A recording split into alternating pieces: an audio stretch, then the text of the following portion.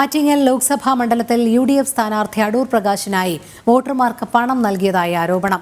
വാഹനത്തിൽ പണം കൊണ്ടുവന്നെന്നാരോപിച്ച് അടൂർ പ്രകാശിന്റെ ബന്ധുവും വ്യവസായിയുമായ ബിജു രമേശിനെ നാട്ടുകാർ തടഞ്ഞു. ആറ്റിങ്ങൽ മണ്ഡലത്തിലെ പുതുക്കുളങ്ങരയിലാണ് സംഭവം. ചന്തു ചന്ദ്രശേഖർ ചേരുന്നു. ചന്തു, എന്താണ് വിവരങ്ങൾ? രോഹിണി, അല്പസമയം മുൻപാണ് ആറ്റിങ്ങൽ മണ്ഡലത്തിലെ പുതുക്കുളങ്ങരയിൽ വെച്ച് ഇത്തരത്തിൽ നാട്ടുകാർ വ്യവസായിയും അടൂർ പ്രകാശിന്റെ ബന്ധുവുമായ ബിജു രമേശിനെ തടഞ്ഞത്.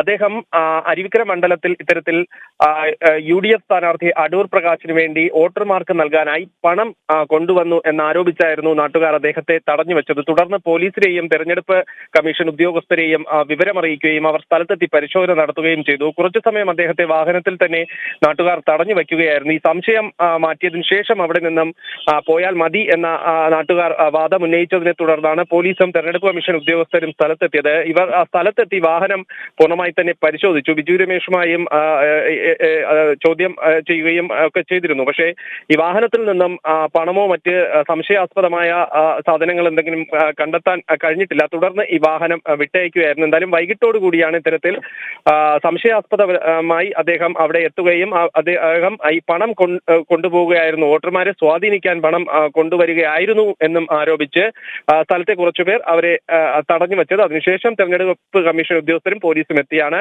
ബിജു രമേശിനെ വാഹനം പരിശോധിച്ചതിനു ശേഷം വിട്ടയച്ചത്. രോഹിണി. ശരി, ചന്തു ചന്ദ്രശേഖറാണ് വിവരങ്ങൾ നൽകിയത്.